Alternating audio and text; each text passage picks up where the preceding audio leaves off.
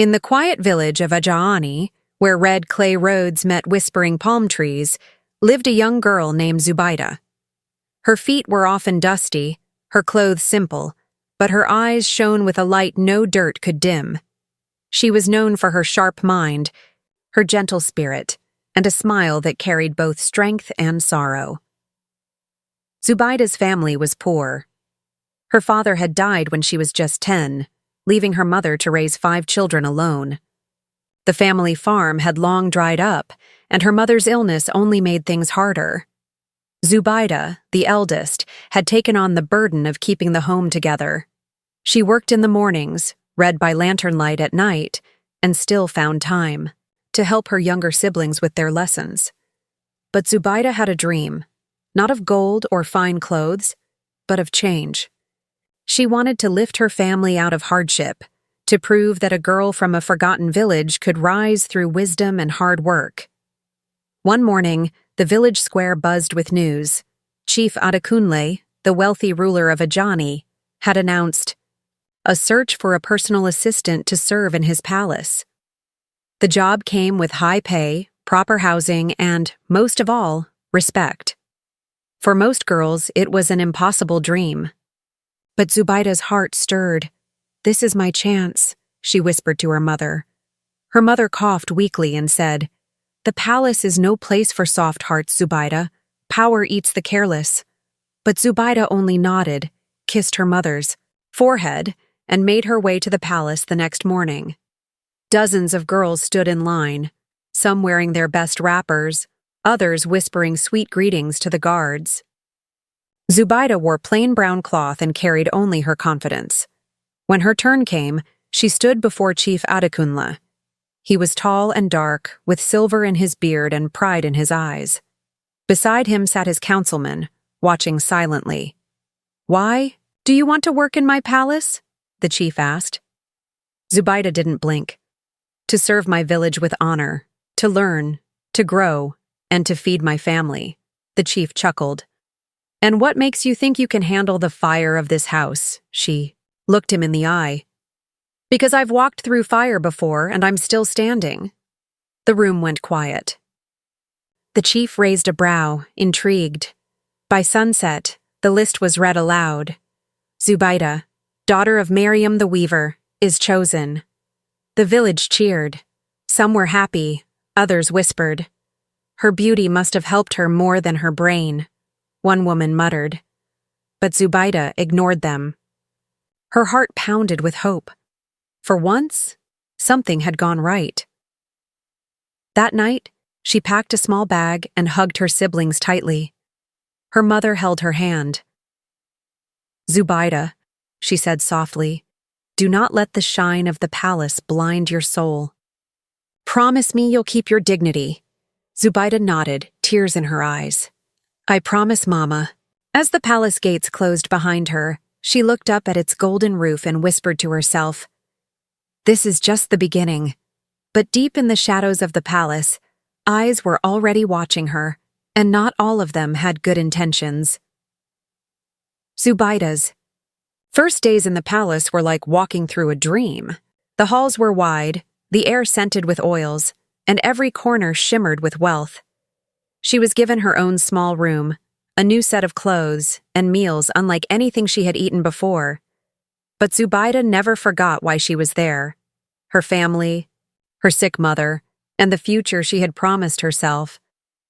She arrived early, stayed late, and learned quickly. Her duties included organizing scrolls, preparing the chief's meetings, and sometimes delivering messages to the village council. Her work was noticed by many, but most of all by Chief Adekunle himself. At first, the chief treated her like any other assistant, stern, formal, and brief. But soon, his tone softened. He began to praise her more often than others. "You're sharp, Zubaida," he would say. "We need more minds like yours in this palace." She thanked him politely but kept her distance.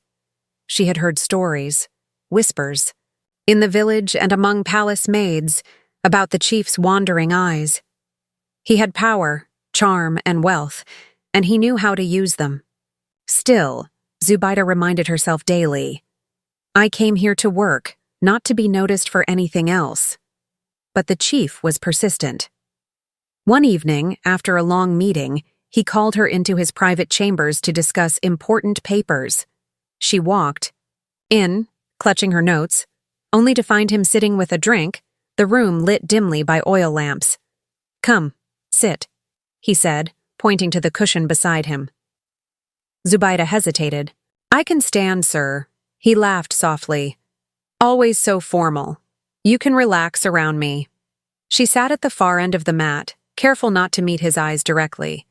They spoke about village matters for a few minutes, but then the conversation shifted. No, he said, swirling his cup. "You are different from the others. Your beauty is not loud, but it's there. And your mind, sharp like a hunter's spear." Zubaida stiffened. "Thank you, sir, but I prefer to be known for my work." The chief nodded slowly. "Of course, but sometimes work is only part of the story." She stood up quickly. "If there's nothing else, sir, I should return to my quarters." His eyes lingered on her, but he waved her off. "As you wish." That night, Zubaida couldn't sleep. Her heart pounded, not from fear, but from a growing unease. She had done nothing wrong, but something felt wrong. She was no fool. The chief wanted more than her help. The next few weeks he kept testing her, gifts she never asked for, long stares during meetings, and invitations to private dinners. She rejected them all, politely but clearly. Still, the pressure grew. "Palace." Whispers began again. "She's close to the chief. I bet she's not just serving tea." Zubaida walked with her head high, but inside she was breaking. One day the chief gave her a beautiful necklace. "A gift for your service," he said. She left it on his desk. Later that evening, he summoned her again. "I don't understand." "You," he said, his voice lower, darker. "Do you think refusing me will keep you safe here?" Zubaida stared at him. "I only want to serve with dignity." The chief smiled, but it didn't reach his eyes. "Be careful, Zubaida. Not every palace is built to protect the good." As she walked back to her room, her promise to her mother echoed in her mind. "Don't let the shine of the palace blind your soul." And in that moment, Zubaida realized she was already walking a dangerous path, and the storm had only just begun. Zubaida did her best to bury the tension growing in the palace. She focused on her duties, greeted everyone with respect, and pretended not to notice the chief's lingering glances or the murmurs behind her back. She thought that if she worked harder, if she ignored it all, it would eventually stop. But the palace was no place for innocence. The chief's behavior didn't slow. It deepened. He began calling her late in the evenings, even when there was no official work. Sometimes he'd ask her to sit and listen to stories of his youth. Other times, he'd offer wine and speak in riddles about loyalty, beauty, and power. Zubaida knew what was coming. She felt it in the way he looked at her. The kindness in his eyes had twisted into something else. Something hungry. One night, after a festival in the village, the chief returned to the palace with flushed cheeks and unsteady steps. Music still floated in the air when a guard knocked. On Zubaida's door. "The chief wants to see you." "Now." She hesitated. Her heart pounded in her chest like a drum of war. Still, she rose and followed the guard. When she entered his chambers, Chief Adekunle was sitting alone, staring into a flickering lamp. "You didn't dance tonight," he said, not turning to her. "I had work to finish," she replied softly. He stood up and faced her. "Do you know how many people wish to be close to me, Zubaida?" "I don't wish to be close, sir. I wish to be useful." He walked toward her, slow and measured. "You are both. Useful and beautiful." Zubaida stepped back. "Please, Chief, let me go." But he reached for her hand and pulled her close. His breath smelled of palm wine and power. "Don't fight me," he whispered. This is the way of things. She froze. Every lesson her mother taught her echoed in her mind. But in that moment, fear held her like chains. Her dreams, her family, her future. They all hung in the air, and she gave in. The next morning, she sat in her room, wrapped in silence. She stared at her hands as if they belonged to someone else. Shame clung to her like a second skin. She couldn't look at herself in the mirror. He had taken what was not offered freely. And she had said nothing. She went to work as usual, her face calm, but inside she was hollow. The palace felt colder, the walls tighter. She avoided the chief's gaze, but he acted as if nothing had happened. More gifts came. Gold bangles, silk wrappers. She left them all untouched. He didn't care. He had already gotten what he wanted. Her family, unaware of her pain, began praising her. Her mother's health improved thanks to palace medicines. Her siblings now had school books and shoes. People in the village started to speak of Zubaida with envy. "Look how far she's come," they said. "The chief favors her." But Zubaida didn't feel favored. She felt used. Every compliment was a thorn. Every smile a wound. She tried to keep her distance from him, to return to her duties with quiet resolve. But the balance had been broken. Her silence had a price, and she was paying it, day by day, in pieces of herself. At night, she lay on her mat and wept quietly, afraid that someone might hear. In the darkness, she whispered to herself, "This is not what I came here for." But by then, it was too late. The story had already begun to write itself, and she was no longer holding the pen. The sun was barely up when the quiet peace of Ajani village was broken by the sharp clatter of heels against the dusty road. Heads turned, mouths whispered. A stranger was in the market square, a tall, elegant woman dressed in silk wrappers. No one in Ajani could afford. It was Lady Ronki, the chief's wife. No one had seen her in years. Some said she lived in the city. Others claimed she had left the chief long ago. But here she was, face proud, eyes burning with something dangerous. And she was heading straight for the palace. Zubaida was at the market that morning, helping. A palace cook buy ingredients. Her basket was filled with yams when she heard her name cut through the air like a blade. "Zubaida." She froze. Slowly, she turned to see the woman standing before her, surrounded by a silent, watching crowd. "Do you know who I am?" the woman asked. Zubaida swallowed. "Yes, my lady. You are the chief's wife." "Then tell me," Ronki said, stepping closer. "How long have you been opening your legs for my husband?" Gasps rippled through the market. A tomato vendor dropped her tray. Children stopped playing. Every eye turned to Zubaida. Zubaida's mouth opened, but no words came. "Speak," Lady Ronki shouted. "You act like a saint in public, but you are nothing more than a palace harlot." Zubaida's cheeks burned. Her fingers tightened around the basket until it broke. I never meant to cause harm," she whispered. "Oh, but you did," Ronke spat. "You caused shame. To my name, to this village, and to yourself. Look at these people. You think they respect you? They laugh behind your back. Do you think your beauty protects you? It doesn't. It only hides. Your disgrace." More whispers. Some villagers turned away. Others watched with secret satisfaction.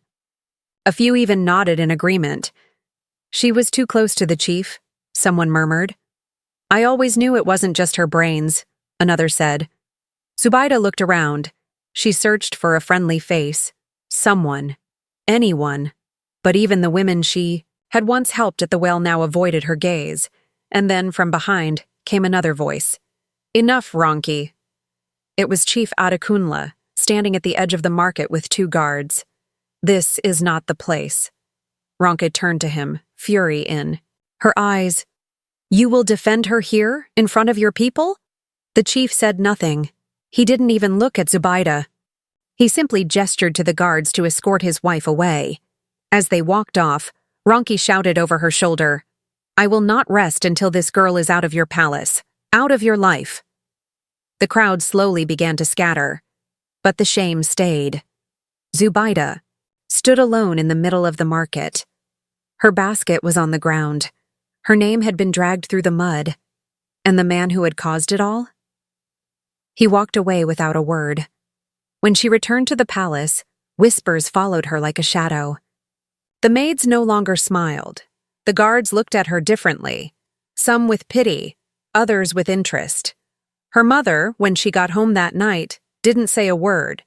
She simply turned her face to the wall and coughed. Zubaida sat beside her and wept silently. She had lost the respect of her people, her dignity, and her peace. And worst of all, she couldn't even say she didn't see it coming. Zubaida didn't return to the market after that day. She couldn't. Everywhere she went, she felt eyes following her, judging, mocking. Even within the palace, she was treated differently. Servants who once greeted her with warmth now kept their distance. Some whispered when she passed. Others looked at her as if she were no longer human, but gossip with legs. Chief Adekunle didn't speak to her for days. When he finally called her into his chamber, he acted like nothing had happened. "Keep your head high," he said, pouring himself a drink. "The wind will blow and then it will pass. People forget." Zubaida looked at him, really looked. At him. This man who had once spoken to her with charm and authority now looked small, selfish, and cold. She realized then that while she had lost her name, her peace, her pride, he had lost nothing. But that was about to change. Lady Ronka had not returned to the city. She had stayed in Ajani, moving into her late mother's compound. And she was not quiet.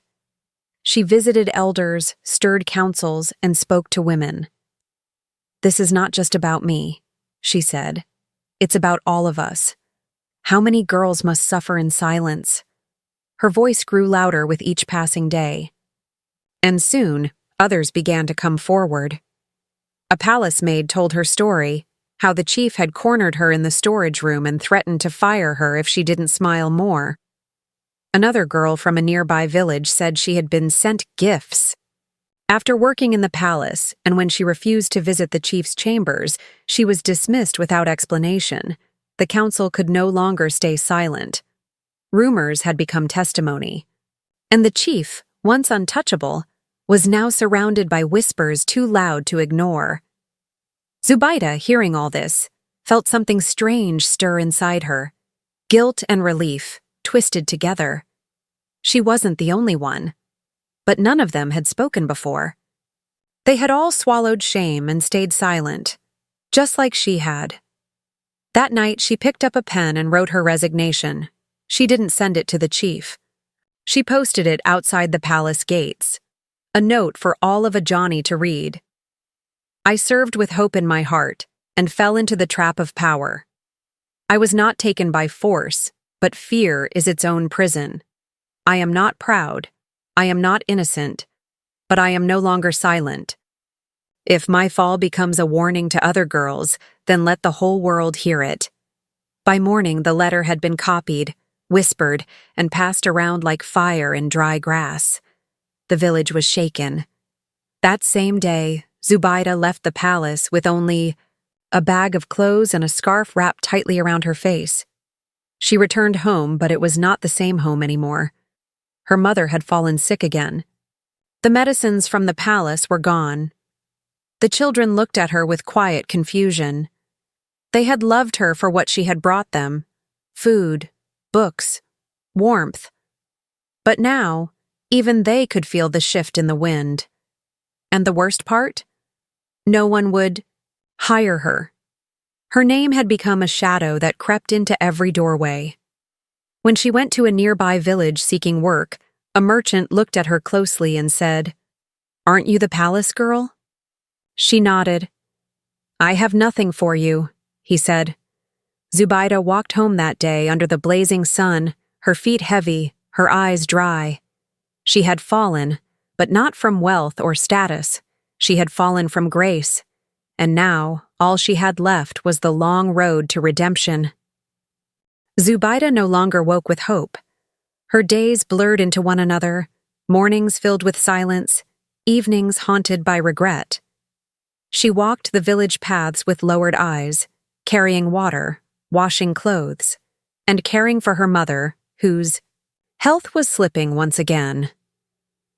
At night, she sat by the window, watching the moonlight fall on the earth, wondering if her future had truly ended with one mistake.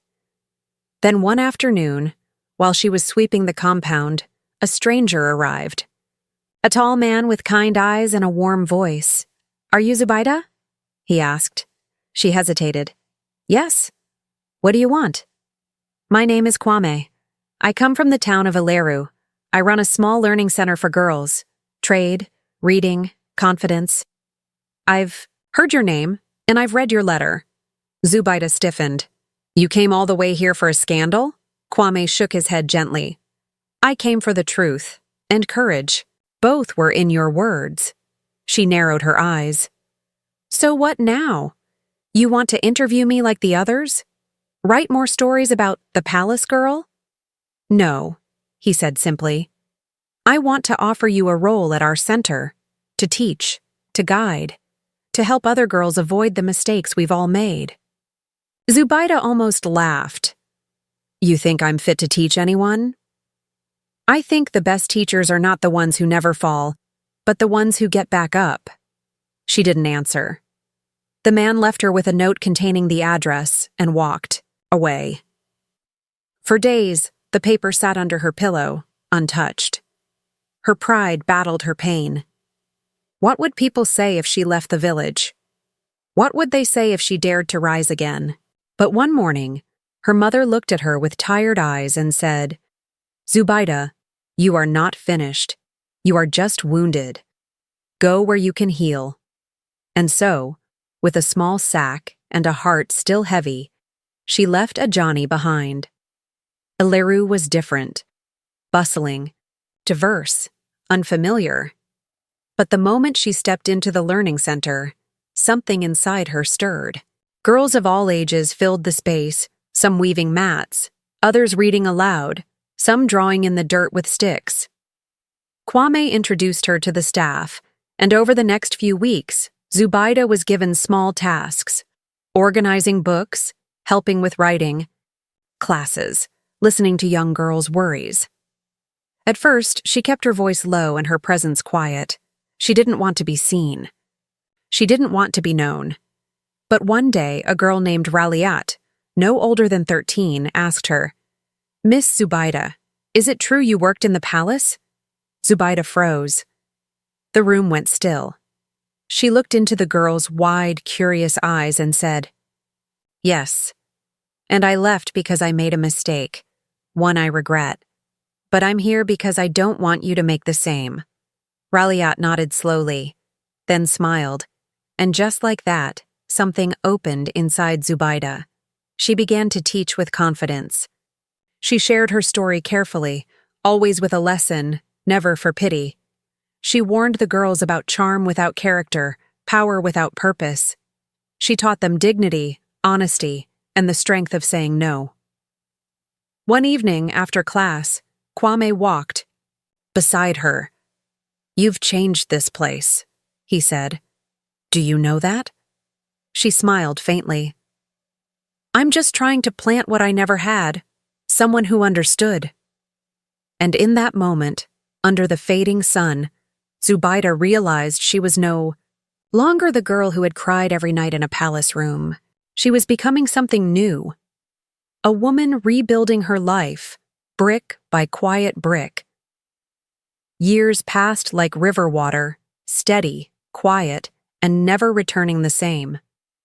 In that time, Zubaida rebuilt herself, not into the girl she had once been, but into a woman of wisdom and calm strength. She became the head teacher at the center in Aleru, then later the founder of her own program, the Daughters of Dignity Foundation. What started as a classroom beneath a mango tree grew into a network of safe, Spaces for girls across 5 villages. Girls who were once voiceless now stood tall, learned skills, started businesses, and most of all, learned how to say no without shame. Zubaida never married. She said her heart had other work to do. She remained close to her family, sending money home and visiting often. Her mother lived longer than doctors expected and passed peacefully, whispering, "You made me proud, my child." But Zubaida never returned to Ajani, not until she received an invitation to speak at their annual festival, where she had once been mocked in the market square. The letter was signed by the new village chief, a woman named Iyabo, who had risen to power after a group of women challenged the old order, Chief Adekunle.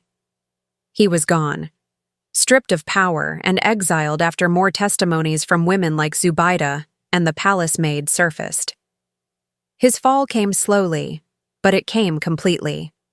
Zubaida arrived in Ajani in a modest car, her name whispered with curiosity and respect.